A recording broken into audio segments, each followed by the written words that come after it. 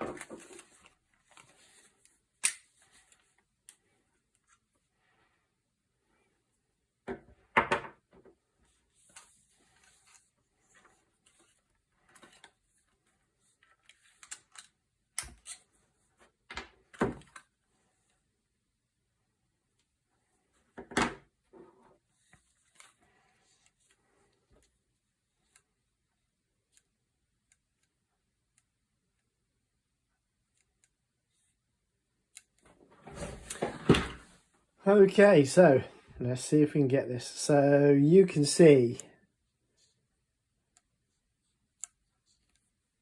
there's movement there. So the pin is separated from the striker, unless it's an encapsulated striker pin.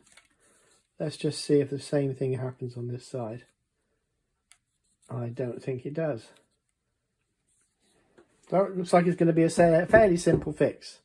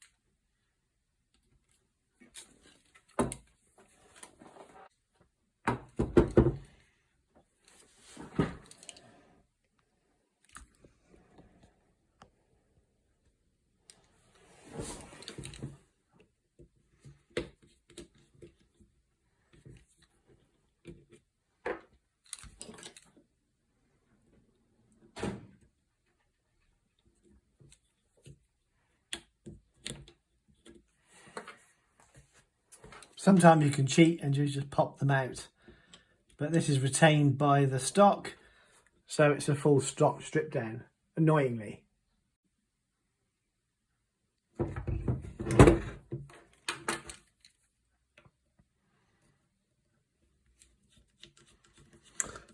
Let's just see if the offending striker can be withdrawn completely. Yes, there it is. So they've been operating in two separate pieces. There it is. So it's been acting like an independent striker, which is causing a mismatch there.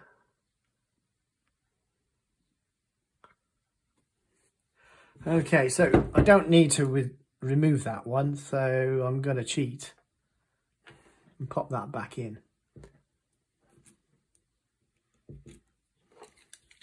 This is a good customer of mine, so I always endeavour to do only the work that is required and no more.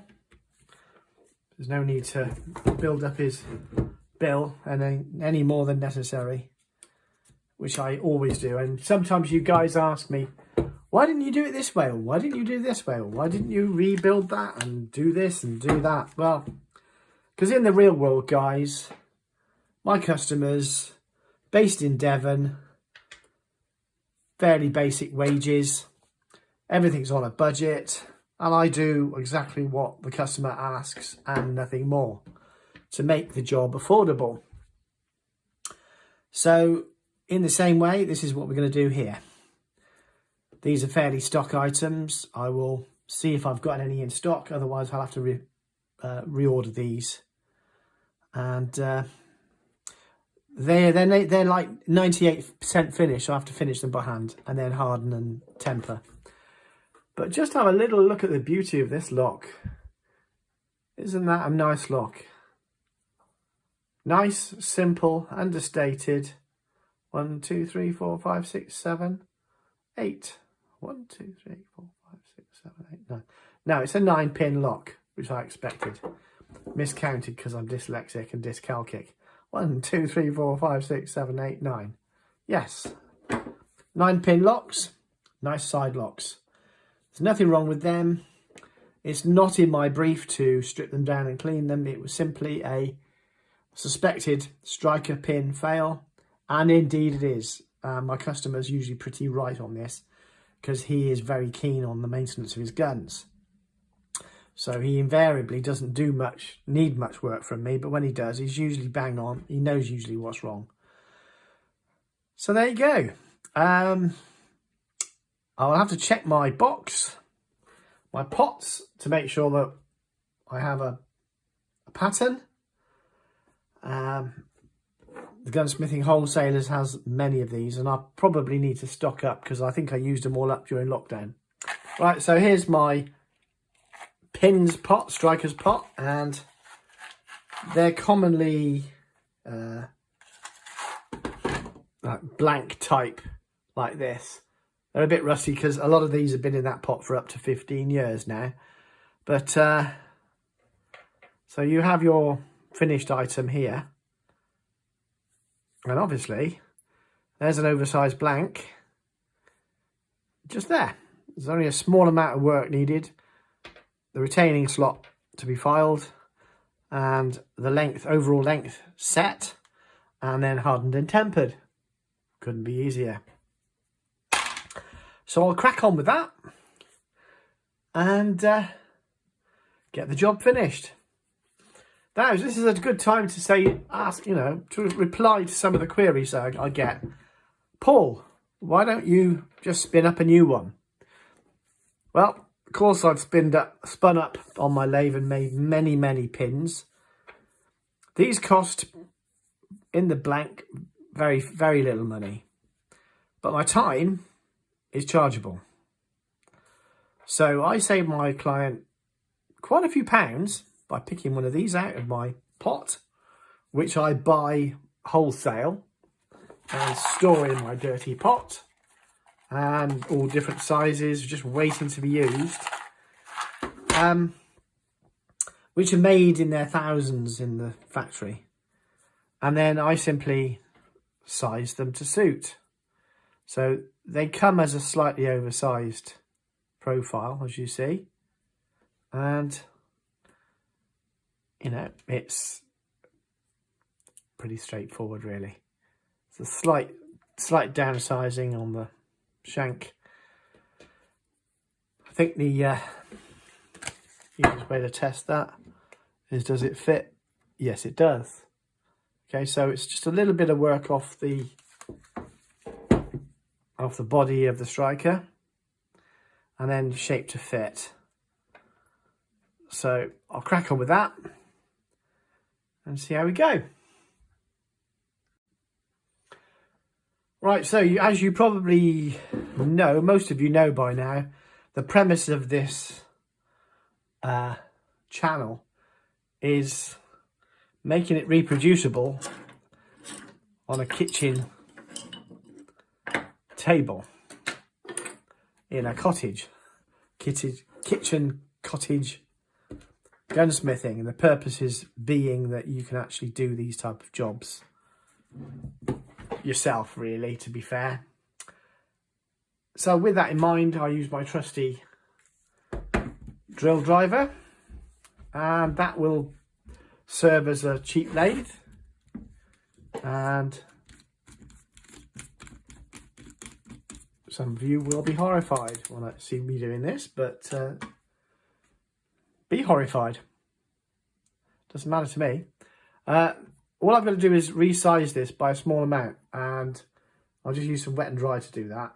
So I will do that quickly, but I'm going to move the gun. So I might be drinking alcohol beer, but a free beer, but I'm not going to mess up the gun, am I? Clearly, no. That would just be stupid. I'm not one of those people that advocates that stupidity should be protected. I say, take all the signs off and let natural selection take its place. Anyway, nice gun out of the way.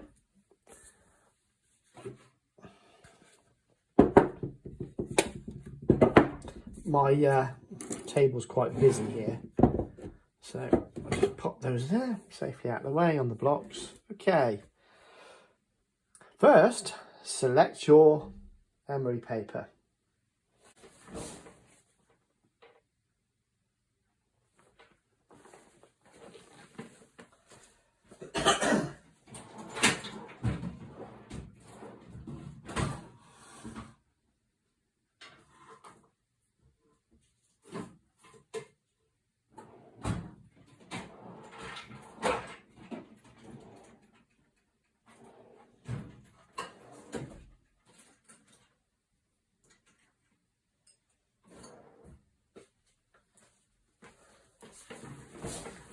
And I'm back. Right, so there's a few solutions. These diamond files are available online. Again, I haven't got a promotion thing. You can get a set of these for about £4 or £5, eBay or Amazon. There's basic diamond files. I use them constantly. You can simply apply that.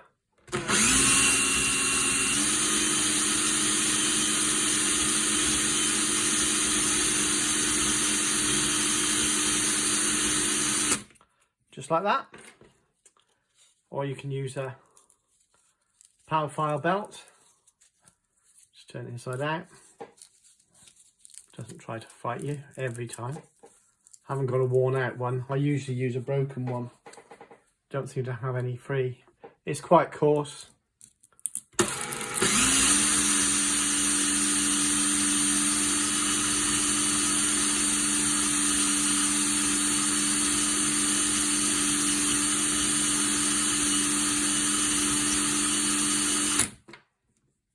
Yeah, that's taking metal off already. I can feel it.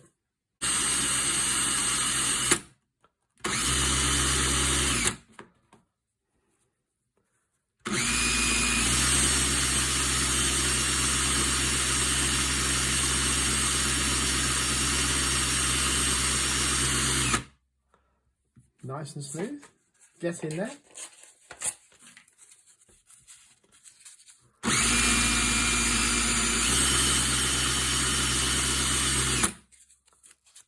Not perfect, but it's there. Get in there.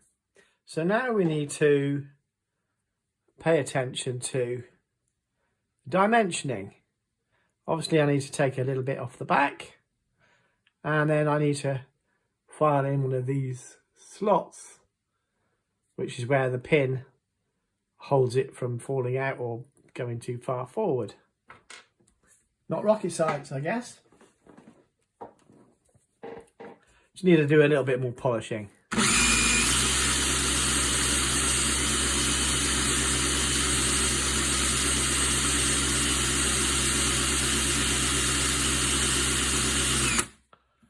Nice, that'll do. I can work with that. I'm going to do a finishing polish when I've done all the resizing anyway. So, in theory, it may be due to the detriment of the length. of that, but it should just slide in now, just about. There you go. Oversized, of course, as you can see, but that is proof that it actually does fit. So all I'm going to do now is then match the striker length, and it falls out nicely too. Hey, so this Billy Bob Guerrilla workshop does work, and just need to match that there now. Okay, so I'm going to resize that, take that slot out with a file, and then address the length at the very last thing. Now, there's no return spring on these old side-by-sides. It's just by the floppiness of the fit. That's a technical term, in case you didn't know. Right, let's get cutting. But before I see that, just to let you know, I've been drinking this alcohol-free IPA for about 10 days now. I had a bout of COVID, felt rough, thought I'm not drinking alcohol, I'm going to take the chance to lose a little bit of weight, look after myself, and have a little alcohol-free session. And I'll tell you what, this punk IPA, it's not bad. There are others. Hey, I should be getting paid for that. I'm not, though. It's just me chatting to my mates on YouTube. Back to the work. Right, so you may remember I mentioned a Powerfile sanding belt. Well, I thought, well, talking about a Powerfile, why not use one? So what I've done is I've just put a shoulder on there to replicate that worn one there, so that we've got more strength going in to the main shoulder. Just going to make that offered up again. So see how that depth goes. Yep. You see, that's getting very close to the final dimensioning. So just drop the original back in.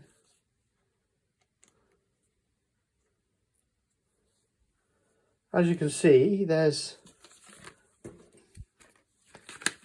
try to do the measuring online on the camera.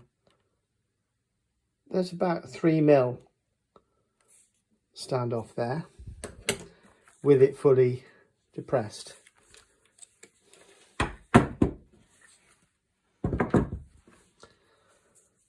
And if you offer those up, it's not miles off, not miles off at all. So I recommend, if you do this sort of thing, look how little there is there. You can always take it off this side as part of the chamfer. Just a thought. And then you've got to take that screw slot, which is where the screw holds it, the retaining screw holds it in place. And then do the length changes. Anyway, I just got to whiz a bit off the back, and we'll be back.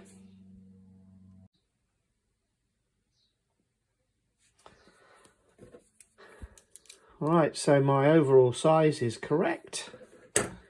I have a nice little taper there on the end. A quick sizing check. Offer it up. Yep, that looks good. That's the right length there. So you can put the slotting in many different ways by hand. You can rough it out with something like a slip cutting angle grinder to get down to size and then file it to form. You can use a hacksaw to rough it out with some cuts there and do the same. I haven't decided how I'm going to do this, but you can see it's basically the right part now. So, so just to put the slot in, file that, and good to go.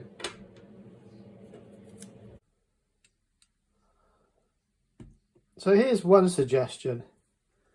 As a fixture, use a chuck. Obviously drop it in,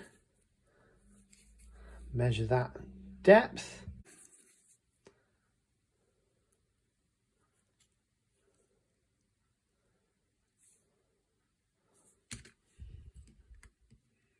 Yep, we're about there.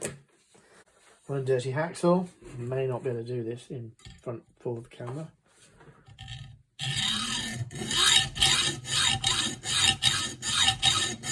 And you can quite easily, because it's not been hardened, put a cut in that.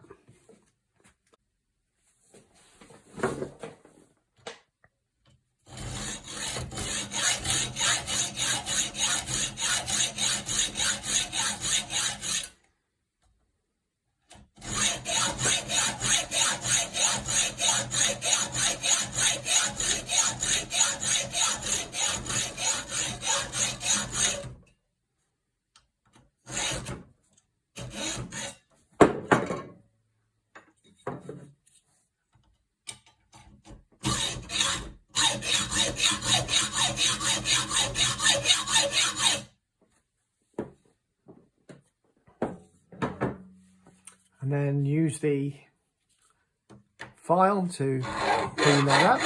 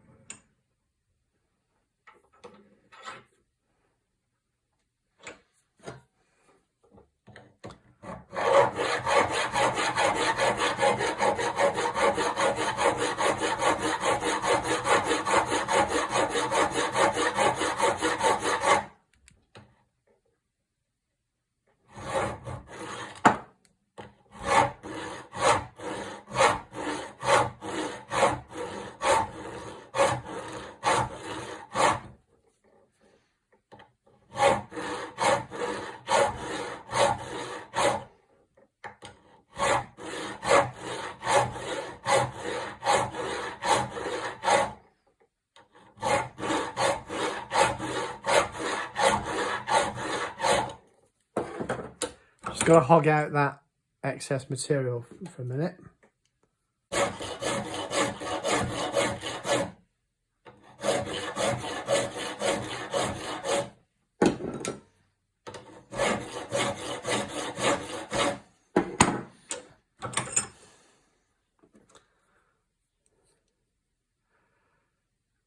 We're close enough for me to want to try that again now.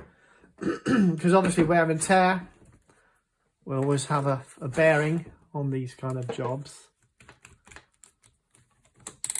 So I'm going to quickly deburr that.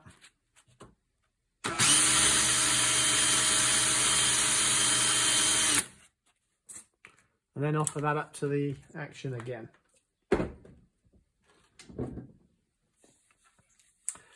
So, I don't know if I can hold this correctly. The approach is like that.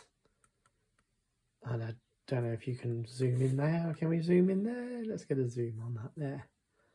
So the approach is something like that over that hole. Set like that.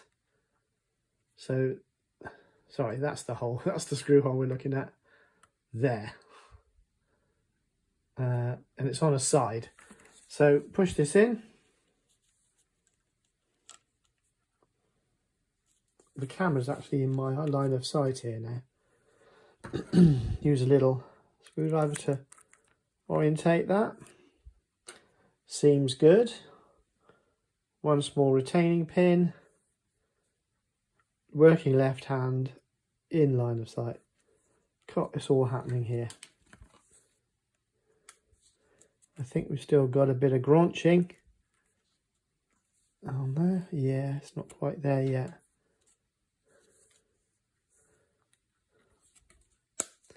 There you go, not fully home.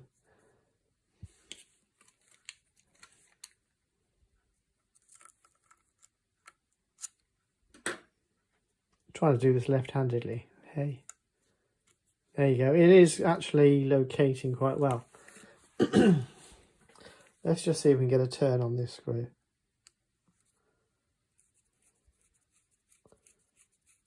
Well, by George, I think he's got it. Yeah. So, sorry guys. There you go. It does move quite clearly. Focal point. There you go. Right, so that's now functional. What it needs to do is for me to harden it. I mean, you harden the tip and the back of the striker, but not the core. So it's a tricky manoeuvre. But it needs to be done, otherwise you end up with this silver steel. It will mushroom at the back and possibly burr at the top and catch in the tunnel. So we'll whip that off now.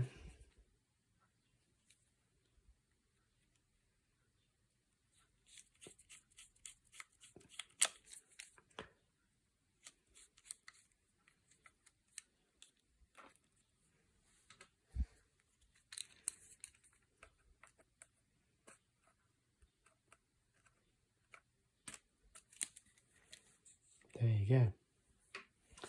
Yeah, so my customer that I did one of these in front of was a little bit surprised. I said it's just blacksmithing at the end of the day.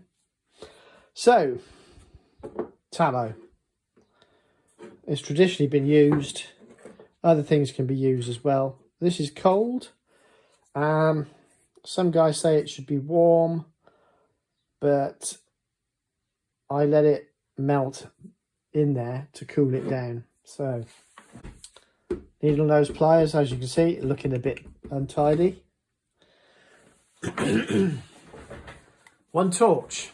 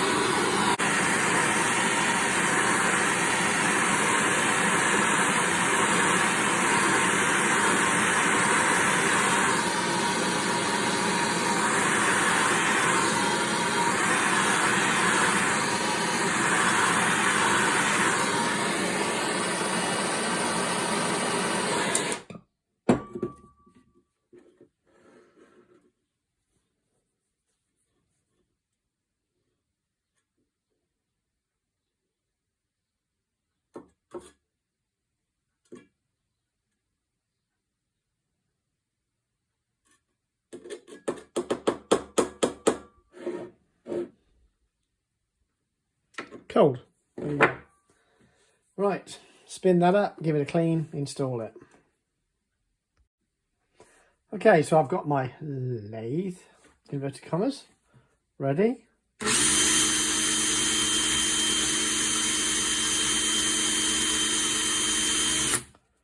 Obviously anything that will do rotational motion is all you need. You don't need to get too hung up with the hole. I've got to have a lathe to do this. Well, you don't. That's just an elitist approach.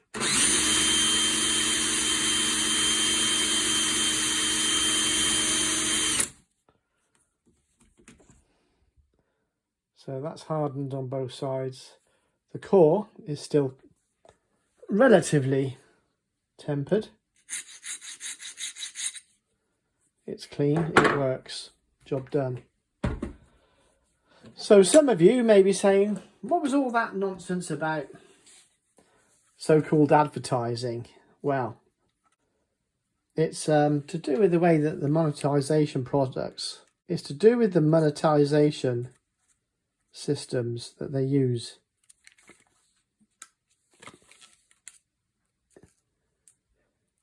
With regards to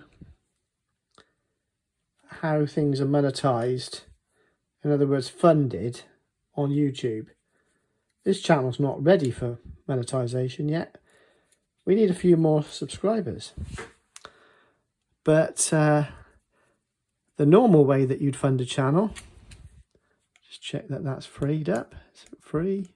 A little bit tight. Let's just check that again. Yeah, that's fine. Just nip that down and see what happens now. Yeah, it's smooth. Lovely.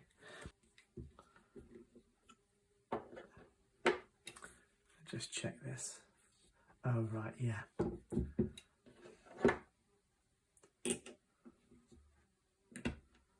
You see what I did there? Got to push the cocking dog down. Forgot about it because I was too busy yapping. That cocking dog needs to be popped down at the same time. So, try to do it on camera for you. Don't usually do things like this. I usually do it on my lap.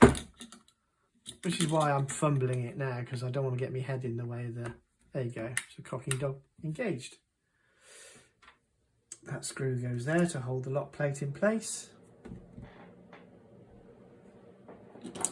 First find your screwdriver. Or turn screw. I know some of you like that phrase from the olden days. Yeah, so to fund a channel, you need money. And obviously the YouTube work obviously is not what the customer needs to be paying for, or certainly wants to, and I don't blame them either. So what do I need to do? Well, I could do a Patreon's members page and stuff like that, which is certainly something I would think about doing. Sorry, my hand's in the way, aren't they, again? Doesn't make for great YouTube TV, does it? Now, I'm going to have to do this off camera. It's to do with the way the human body is designed. I tend to prefer to work over my lap, which is why I find it so difficult working with my arms extended for the benefit of the camera. So sorry about that, guys. I need to occasionally address the situation.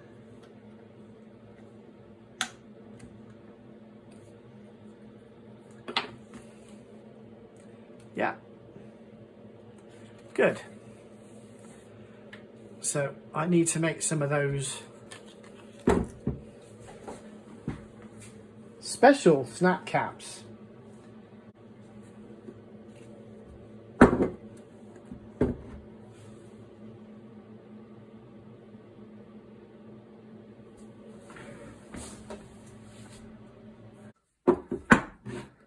First you need a cutting block, a couple of cartridges, ideally a knife with a serrated blade. A craft knife will do as well, but I tend to prefer to use these. Okay, these are not great examples because you can't see where the wad is. But if you cut it about here, you'll probably get the wad.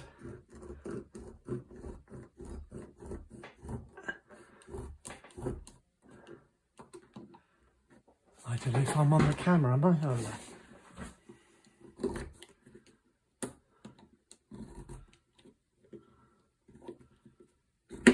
Now, there's the wad. That's got the lead shot in it. And this has got the powder in it. So here's my trusty pot.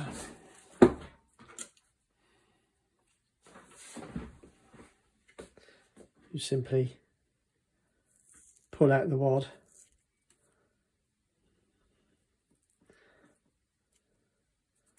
There's always more than one. There you go.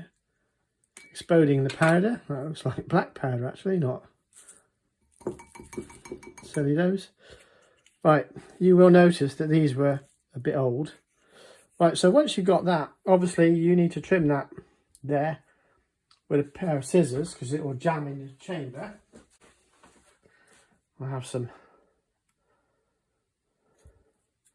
nail scissors for the job.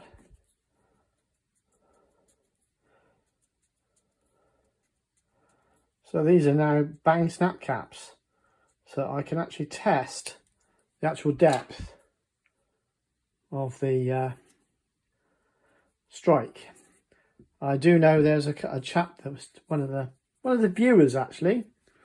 He makes a little hardwood piece and puts it in a snap cap, and then you check the dimpling that way. I'll chop through this one very quickly. So here's 2 live snap caps. Word of warning, the fulminating here is still enough to create a probably quite a wide flare at the end of the gun, so don't fire anything flammable. Best testing it. These are not as loud obviously, so but if you're testing in an area outdoors, obviously make sure you're licensed to do that, etc. But these are good to go now. Okay, so break the gun. Yeah. And nice clear left and right dimplings. They both fired, so I know that it's working. And if you can see down there, you can see both firing pins retract easily. Job done. Fulminate's quite loud and bangy, even though it's substantially less. Now I've got to clean the soot out of the cartridges. But there we have it, guys.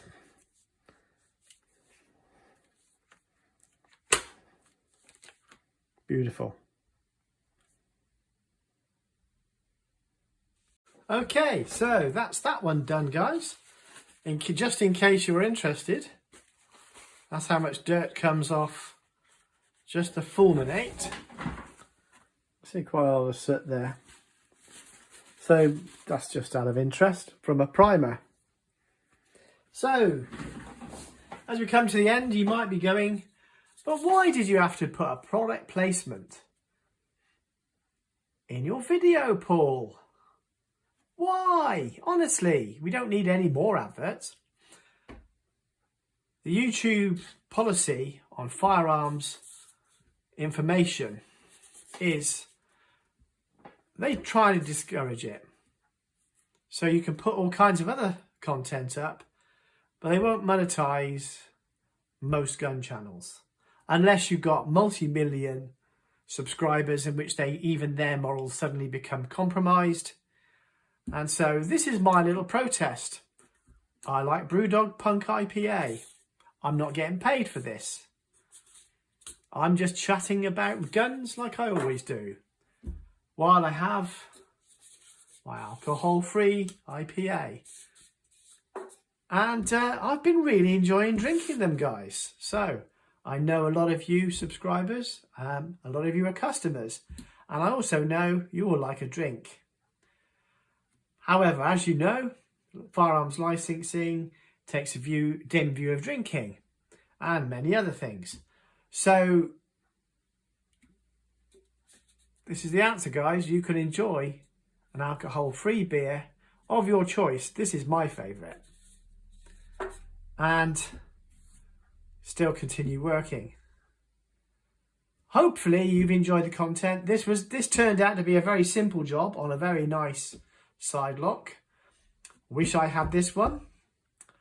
Steve, my customer, if you ever want to get rid of it, let me know. I like this one. It's nice. So, if you enjoy the content, guys, as always, like and subscribe. Until the next one, thanks.